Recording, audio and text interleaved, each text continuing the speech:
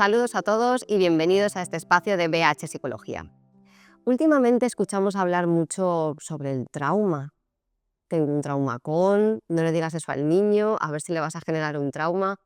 Pero ¿realmente utilizamos bien este término? Soy Patricia Barato, psicóloga sanitaria, y hoy tengo un invitado, Ignacio Benito, que nos va a dar más detalles y vamos a poder comprender mejor qué es el trauma, en qué consiste y qué podemos hacer. Buenos días, Ignacio. Buenos días, Patricia. ¿Qué nos dirías? ¿Entendemos bien en la sociedad, la gente entendemos bien qué es el trauma o lo utilizamos un poco a la ligera? Bueno, actualmente nos encontramos con que trauma se usa para todo. Ten cuidado, no traumatices al niño, tiene un trauma porque sus padres se han separado.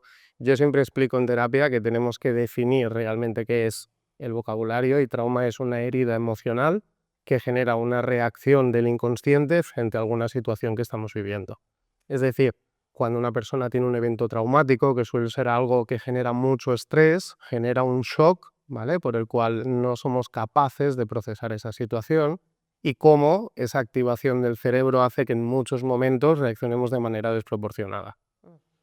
También es importante destacar que cuando hablamos de trauma tenemos varios tipos de trauma.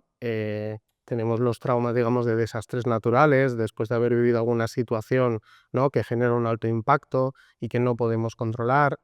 Y también tenemos lo que llamamos un poco los traumas, ¿no?, cronificados, es decir, aquella persona que debido quizá a una crianza o a la exposición repetida, ¿no?, de una situación, como puede ser el bullying, le genera un aprendizaje que a lo largo de la vida le acompaña y va generando un malestar significativo. Entonces, estaríamos hablando de situaciones de alto impacto, como dices, ¿no? Como, por ejemplo, no lo sé, un atentado quizá ¿Correcto? o un abuso sexual, algo en esta línea, ¿no? Sí. O situaciones en la que la persona quizá está en un evento que no es tan impactante, pero que el problema y lo que detona ese evento traumático es la cronicidad y la repetición a lo largo del tiempo. Exacto. Sería así, ¿no? Sí, es decir, siempre hablamos que las emociones tienen que ser adaptativas o desadaptativas, y eso viene un poco dado por la intensidad o la duración que éstas tienen. Entonces, puede ser que una misma situación la perciban tres personas en el mismo lugar, pero que no tengan la misma respuesta frente al evento, ya sea por la red social, por hablar de ello, o la manera en que enfrentan, ¿no?, o recuerdan esa situación. Es decir, cuando tenemos un trauma y una alteración en la memoria, lo que hace que muchas veces uno no sea capaz de recordar exactamente qué sucedió,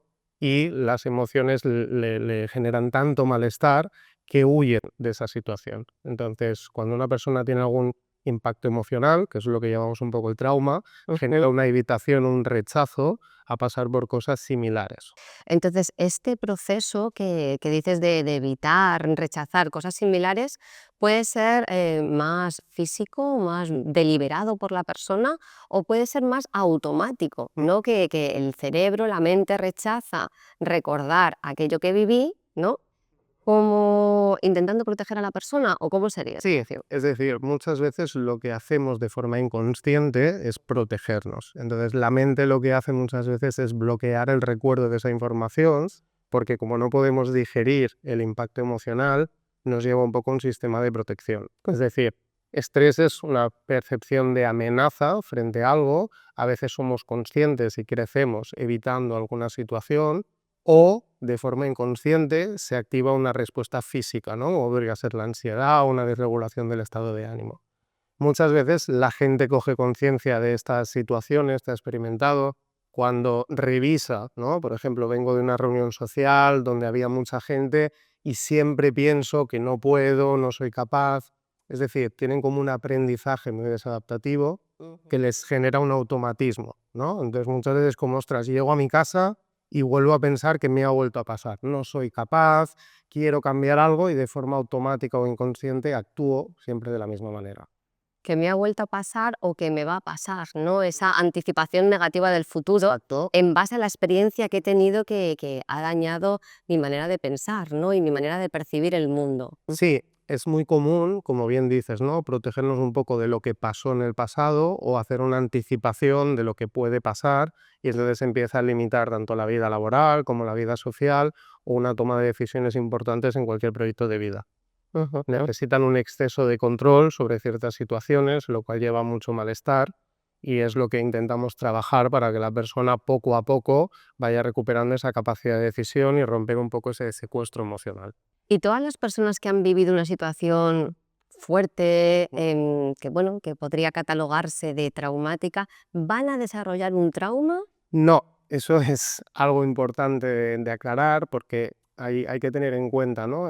La edad, por ejemplo, en la que se da este suceso. Es verdad que en la infancia somos más vulnerables, tenemos las figuras de apego, que son como nuestro lugar seguro, ¿no? Es decir, personas a las que acudir o las que nos van a ayudar a hacer esa gestión emocional que nosotros no somos capaces. Una de las cosas muy importantes es esa red de apoyo o la capacidad de la persona de hablar sobre el suceso. ¿Vale? Entonces, eso es un poco una de las cosas que necesitamos trabajar en terapia para ayudar a la persona a liberarse de alguna manera de ese secuestro emocional, para pasar a hacer una gestión emocional.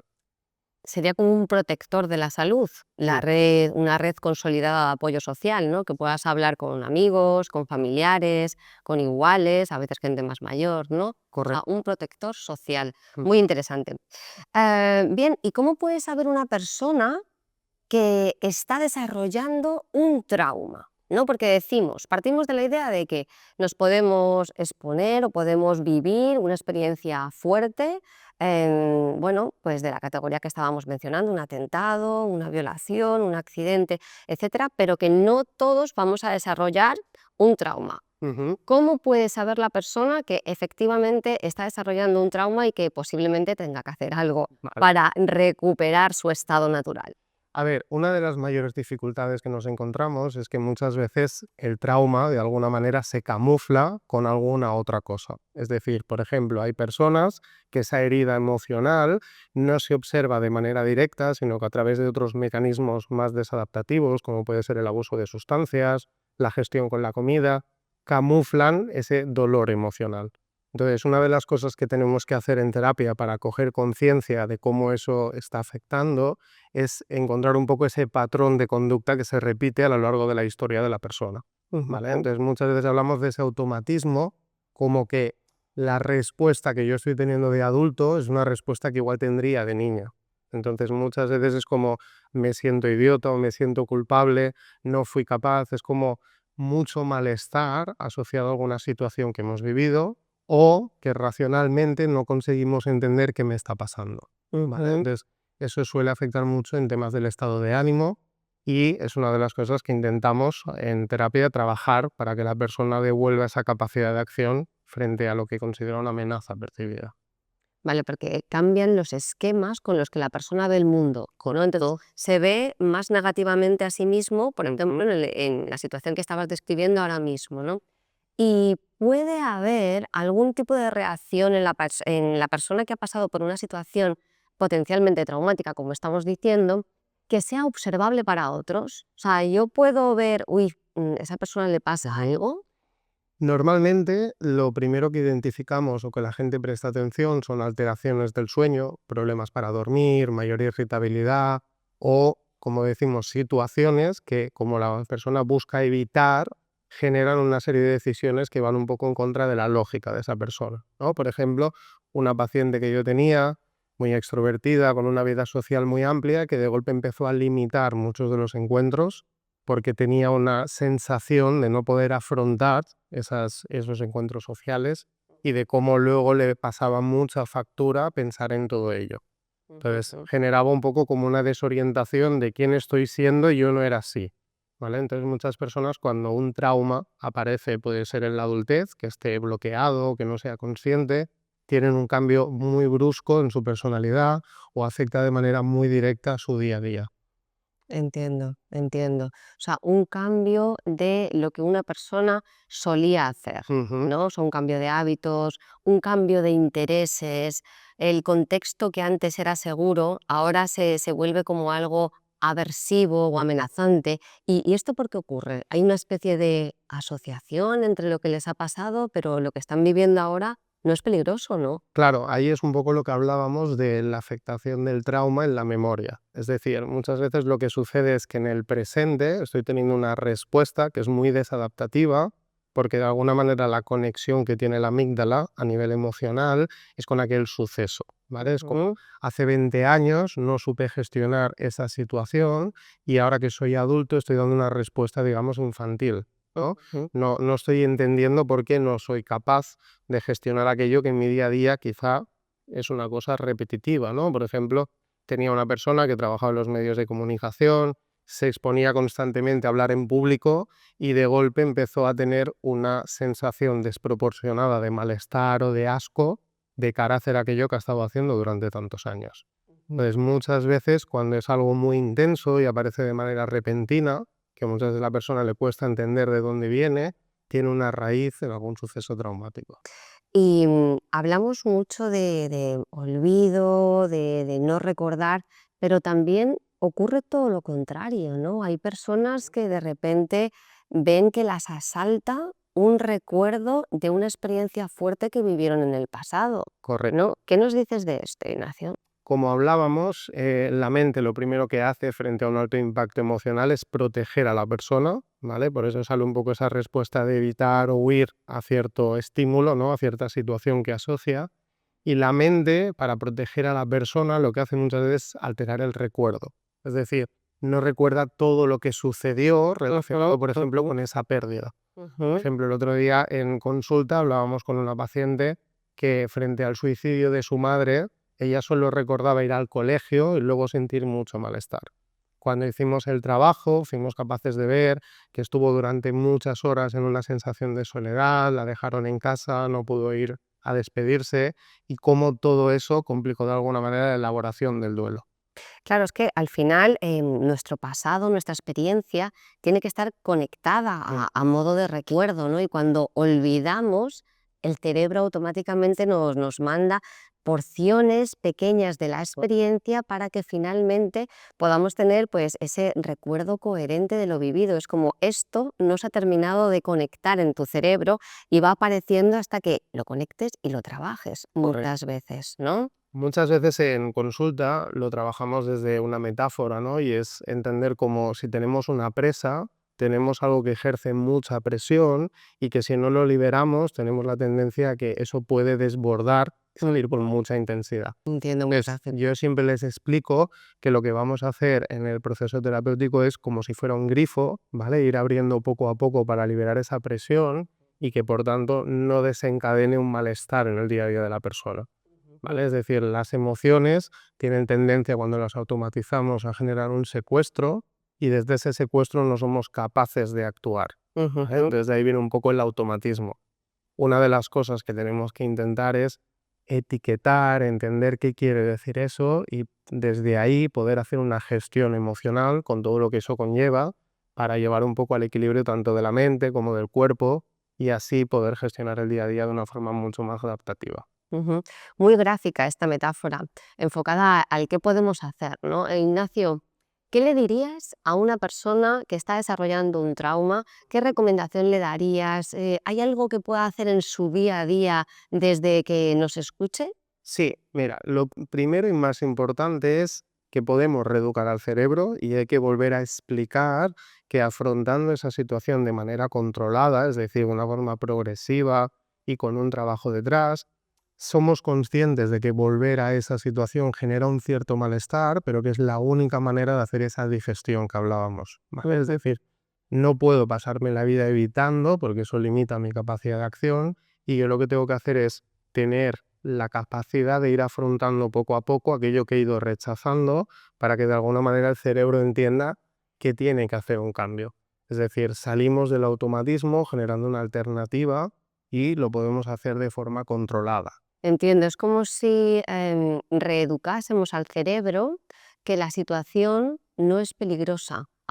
Se genera como un nuevo aprendizaje. ¿Sería esto? A ver, por ejemplo, un ejemplo, ¿no?, de consulta fue una persona que durante su infancia se ahogó en la playa y entonces siempre que estaba cerca del agua le venía pues el recuerdo, ¿no?, la imagen, como decíamos antes, de que puede haber un peligro. No se trata de voy solo a la piscina o al mar, me meto solo. Se trata de, oye, voy a meterme un poco en el agua, voy a entender qué se activa, seguramente es un malestar, es una ansiedad o bien ese recuerdo pero que poco a poco vamos a ir viendo cómo eso va desapareciendo. Es decir, Ujú. el cerebro va a entender que tuvimos una situación que nos desbordó, pero que el hecho de evitarla al final solo genera más malestar. Ujú. Entonces, cuando vamos procediendo a voy entrando al agua, voy pasando cada vez más tiempo, mis sensaciones físicas, que es sobre todo lo que la gente hoy en día detecta, van disminuyendo, Ujú. ¿vale? Y siempre les decimos, ¿no?, que es muy importante visualizar cómo se van a sentir cuando logren superar esta situación. Es decir, como hablábamos del secuestro, la gente tiene tendencia a que cuando oye la palabra depresión o trauma es como no se puede hacer nada, es el fin del mundo, y entonces yo lo único que puedo hacer es observar lo que sucede. Y que es muy importante movilizarles a la acción para conseguir, ¿no?, ese objetivo que nos marcamos en terapia para superar esa situación y devolver la normalidad. Ujú. Nos compartes mucho esta idea del secuestro emocional. No tengo claro que todo el mundo entienda bien qué es el secuestro emocional. ¿Qué es esto? ¿Se lo podrías explicar? Hablamos un poco de secuestro emocional como esa asociación muy rápida, muchas veces desde el inconsciente, como un automatismo de cosas, ¿no? Es como observo que en un lugar donde hay muchas personas yo me pongo nervioso. Entonces es como que cada vez que voy a estar en un lugar con mucha gente, busco señales de esa activación, ¿no? De me estoy poniendo nervioso y busco de alguna manera confirmar esa creencia, cuando quizá no tiene absolutamente nada que ver y la persona, digamos, adulta muchas veces dice, yo sé que en el colegio sufrí cosas difíciles, pero observo que es una cosa pasada y que ahora en el presente no me está pasando. Tengo el grupo de amigos de pádel, me llevo bien con los compañeros de trabajo, es como no tengo una activación o no tengo esa automatización. La automatización viene mucho más, como decíamos, ¿no? De he crecido pensando que no voy a encajar, que no me van a querer o que no voy a ser capaz de hacer las cosas. Ujú. Muchas veces viene gente con muchas ideas, ¿no? Se plantean, fantasean mucho, pero son incapaces de empezar la acción.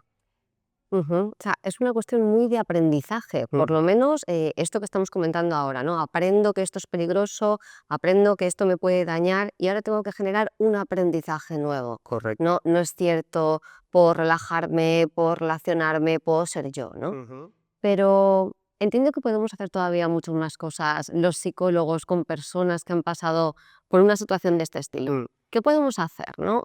Algo que parece una tontería, pero que usamos mucho, ¿no? En terapia es lo que llamamos rebobinar, ¿no? Es como viene mucha gente consciente de lo que siente, pero no entiende de dónde sale eso, ¿vale? Entonces, siempre les explicamos cómo de alguna manera los usos esquemas mentales que comentábamos antes nos llevan a percibir y actuar de una manera y que si podemos hacer ahí una serie de cambios es lo que genera que la emoción se regula o se modifica y la conducta asociada también. Ujú. Es decir, tenemos que trabajar en la base del pensamiento, en esa creencia desadaptativa que les va a permitir plantear nuevos escenarios y por tanto afrontar de una manera distinta.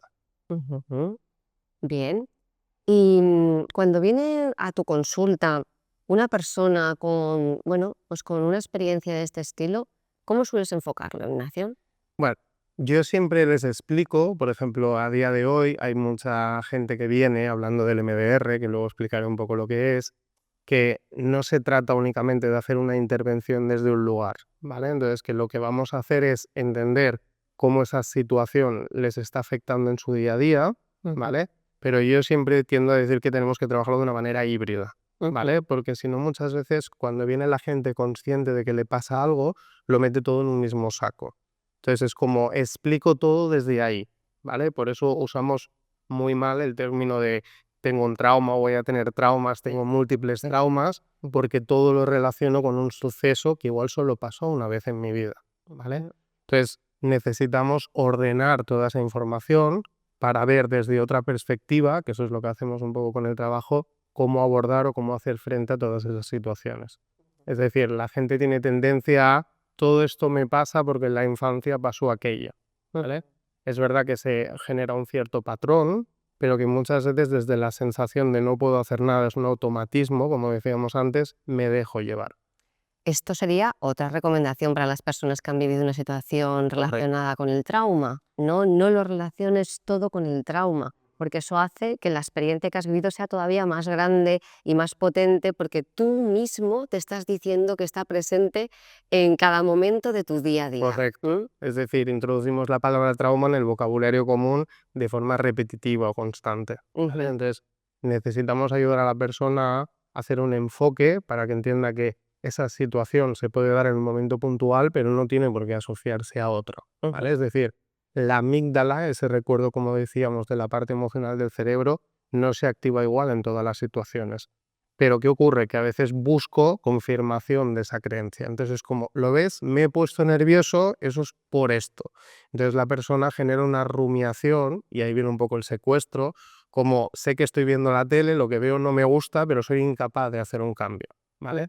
Entonces es recuperar esa sensación de decir, oye, quizá no me gusta este contenido, pero voy a evaluar qué puedo hacer, vamos a tener alternativas. Entonces, para ello es muy importante, ¿no?, hablar de las diferentes técnicas o las diferentes maneras que podemos abordar toda esta situación. Ujú. ¿Y cómo ayuda el MDR?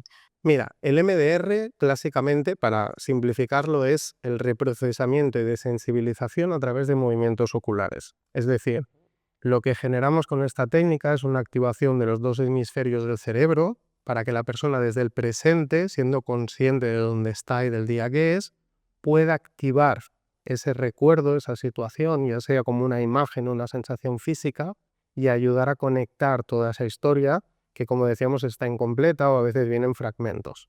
Entonces, lo que hacemos es intentar encontrar esa creencia desadaptativa, como puede ser el no soy capaz, no me merezco, y buscar una alternativa más adaptativa. Yo siempre les digo que no se olvida, pero se aprende a vivir con ello. Es decir, el MDR no busca eliminar lo que hemos vivido, sino colocarlo en un lugar donde nos permita llevar el día a día. Es como si tenemos un trastero donde meto todo aquello que tengo que ordenar o que tengo que gestionar y lo voy dejando ahí, de algún momento ya lo haré. Llega un momento que cuando yo quiero abordar ese trastero me veo sobrepasado, porque hay mucho trabajo o hay muchas cosas que hacer. Entonces, lo que buscamos es hacernos cargo de esa situación para que aquello que nos activa, ¿vale?, la respuesta física que tenemos de alguna manera sea menor. Ejemplo, hay personas que cuando tienen algún tipo de fobia al agua, debido igual a esa base traumática de ahogarse de pequeños, relacionan el agua siempre como algo peligroso, ¿vale? Y lógicamente hay que tener una respuesta más adaptativa, de decir, no toda el agua me va a generar un malestar. Si no, puede haber casos donde una persona dice, hoy va a llover, hoy voy a estar mal porque hay más agua de lo habitual.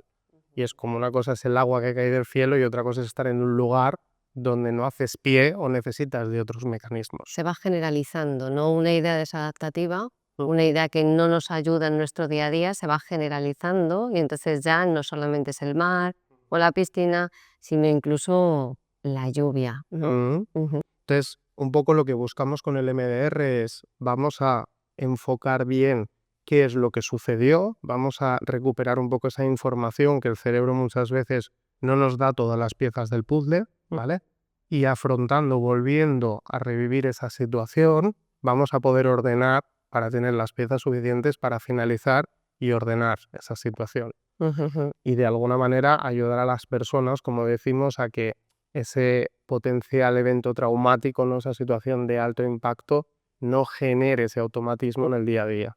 O sea, sería ayudar a estas personas a ir a ese trastero que mencionabas de una manera controlada y con una activación específica del cerebro que le generas, en este caso tú, Ignacio, en consulta. Sí, Ujú. yo siempre les digo que es como, puedo ir y coger todo lo que esté en cajas y sacarlo del trastero, y entonces tengo un malestar porque no sé qué hacer con ello, o ir de una forma más controlada, ¿vale? Oye, vamos a recordar la última vez que tuviste esta sensación, o aquel recuerdo que tienes de la primera vez, o lo que llamamos la más grave, ¿vale? Entonces, por ejemplo, en situaciones de abandono, no es lo mismo haber sufrido un abandono con 5 años que tener una ruptura de pareja, que muchas veces lo que hace la gente es asociarlo como me está volviendo a pasar. Sí. Y cuando tiene una ruptura de pareja es como es el fin del mundo, ¿vale? Entonces, es un poco aquello de colocar y decir, todos hemos pasado por una ruptura de pareja o por la pérdida de un ser querido, nos sentimos desbordados por la emoción, pero hay unas fases y hay un proceso asociado. Entonces, la gente que tiene un trauma, digamos que se complica la evolución de esos cambios y tienen tendencia a repetir esos patrones. Entonces, cada vez que tengo una pérdida o cada vez que veo un cambio, se activa mucha sintomatología que muchas veces hay que ordenarla. Entiendo, qué interesante. ¿Y hay algo más que podemos hacer los psicólogos con ese tipo de situaciones? ¿O hay, no tanto los psicólogos, sino hay más recursos en la psicología a los cuales pueda acceder la gente que considere, en base a tus indicaciones, Ignacio, que está teniendo una situación traumática? Sí, a ver, yo siempre digo que dentro de la psicología, en la cognitiva conductual, podemos hacer exposiciones en imaginación o exposiciones en vivo. Ujú. Veamos un poco la exposición con prevención de respuesta, ¿vale? Es como en el ejemplo ese del mar, lo que hacemos es que la persona aborde esa situación de una forma que sabemos que le va a activar un malestar y darle unas técnicas como podría ser el mindfulness o técnicas de respiración para gestionar toda esa activación física, ¿vale? Ujú. Y entonces lo que vamos haciendo es ir hasta el objetivo final, que es superar un poco esa situación, pero no es necesario en todos esos casos hacer uso del MDR. Es decir, tenemos otras técnicas con las que podemos intervenir y podemos trabajar y muchas de ellas son como más rápidas, ¿no? Que entrar en un proceso de MDR que para algunas personas es algo costoso o tiene Mm. muchos miedos asociados. ¿Alternativo o complementario? Sí, Ah, siempre decimos un poco que el MDR ahora tiene una etiqueta de cuarta generación, ¿no? Pero que venimos de un trabajo donde ya ha habido un resultado y vemos una base científica de éxito, ¿vale? Y que hay diferentes maneras de trabajar eso. Es decir, a veces viene alguien a trabajar con MDR, pero hay algún bloqueo, hay alguna dificultad para acceder a ello, ¿vale? Y entonces tenemos que tener alternativas para hacer el trabajo. ujú. Entonces, un poco el papel del psicólogo es como, oye, vienes con esta idea, pero vamos a buscar el mejor método para abordar tu caso y Ujú. no siempre empezar tanto desde esa sensación, ¿no? De estoy abrumado y es como, vale, pues primero vamos a ver qué recursos tienes, qué haces en tu día a día y desde ahí hacemos un plan personalizado para ver cuál es la mejor estrategia para gestionar la situación. Ujú. Muy bien, y siempre como nos gusta en BH, con herramientas y técnicas basadas en la experiencia científica y en los estudios, ¿no? Ignacio, muy interesante. Espero que te podamos tener muy pronto con nosotros aquí en este espacio de BH Psicología. Y nada, un placer. Nos vemos pronto. Muchas gracias, igualmente.